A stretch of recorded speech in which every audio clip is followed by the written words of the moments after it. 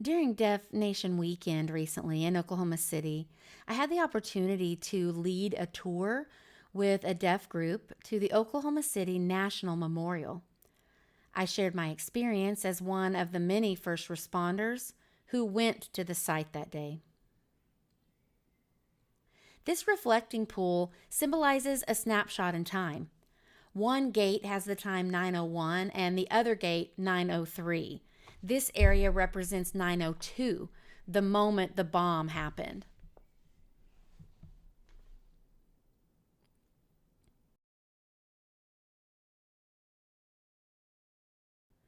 Following the tour, several people, including friends and some work colleagues, encouraged me to create a video to tell my story.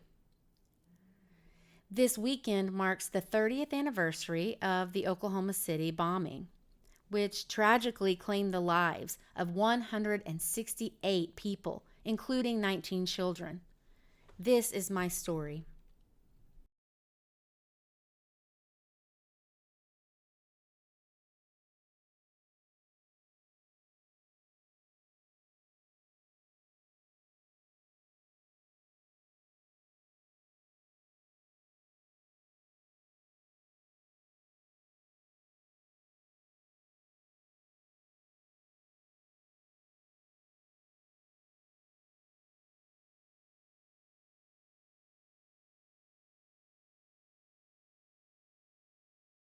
I was working at a state office a few miles southeast from downtown.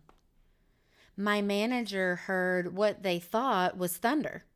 So we all stepped outside and noticed clouds of black smoke coming from downtown. We went back into the building to watch TV, which back then was the old TV on wheels that we rolled into a common room. We turned it on, and the news helicopters showed the vast damage that was done to the building. There were talks and suspicions of a natural gas explosion, but I knew something wasn't right about that. Something was off. We watched the news in total disbelief.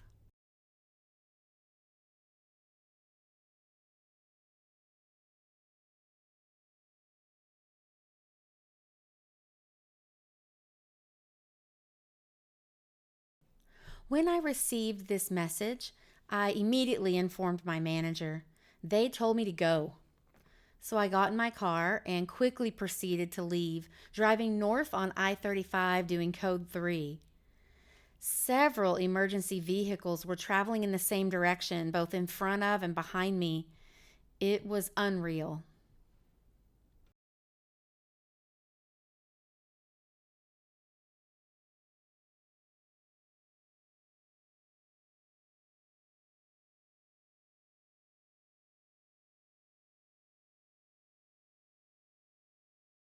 Once I arrived on the scene, I immediately started helping children and adults who were in the area. Someone snapped this photo of me carrying a child to the ambulance, their mother walking alongside me.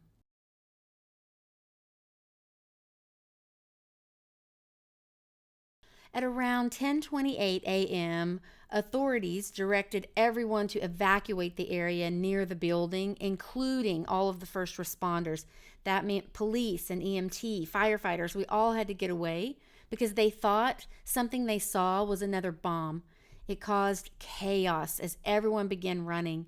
I saw a nurse take a very hard fall and helped her around the corner to check her out, make sure she was okay. And once she was stable, even though her leg was bleeding, we continued to evacuate.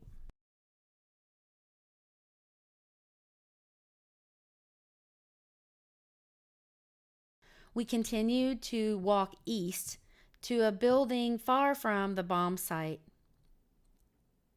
We entered the building and set up triage there, and a long line of ambulances were at the ready.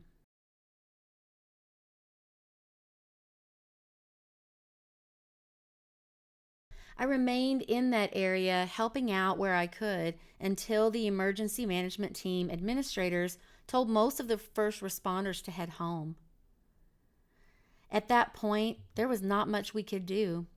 What had begun as a rescue effort was now a recovery effort. All survivors had been found, and now they were recovering the bodies of those who had died.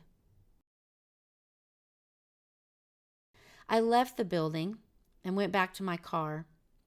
I had to pass through multiple security checks, verifying my identity and showing my ID before I finally made it to the car and began my drive back home. As I was nearing my home, I passed a house with multiple cars parked out in the front lawn.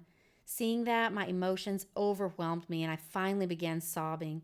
The heaviness and emotions of that day are ingrained in my memory forever. I'll never forget. A few days later, I received a letter from my aunt. It was postmarked April 20th, 1995. I showed this letter to the Memorial Museum's director, and they said it was the earliest letter they had on record to a first responder. That's an item that will be cherished forever. I gave my information, letters, artifacts, and pictures to the Oklahoma City National Museum. I hope someday they will put those items on display. An interesting fact you may like to know, the government learned a great deal from this disaster. Since then, government agencies are often housed in separate locations instead of being consolidated into one building. However, with new buildings, multiple agencies may be there, but there are no longer close-up parking spaces. You may have noticed you can no longer park right next to a building such as this with ample space between the road and the building, along with added barriers. I highly recommend visiting the Oklahoma City National Memorial Museum if you ever find yourself in the area. The memorial is meticulously thought out and designed. I was very impressed. The reflection pool situated in the center symbolizes the exact time of the tragic event, 9:02 a.m. The gates of time are on either side, 9:01 on the east and 9:03 on the west. The gates, in conjunction with the reflection pool, form a powerful visual representation of before, during, and after the Oklahoma City bombing, serving as a reminder of the impact of that tragic day. The lawn area, where the building once stood, is adorned with chairs in two sizes. Large chairs representing adults and small chairs symbolizing the children. The 9 rows of chairs correspond to the 9 floors of the building.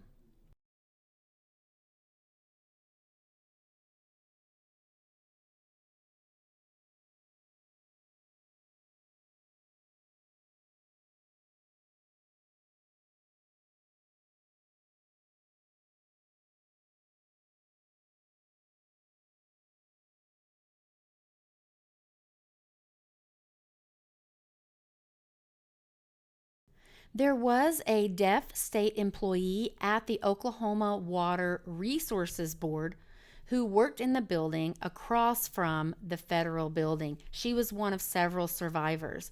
That building has now been transformed into the Oklahoma City National Memorial Museum.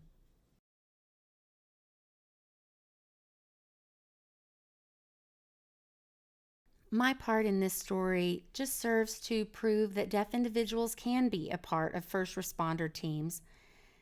Following this experience, a year later, I pursued a career in law enforcement.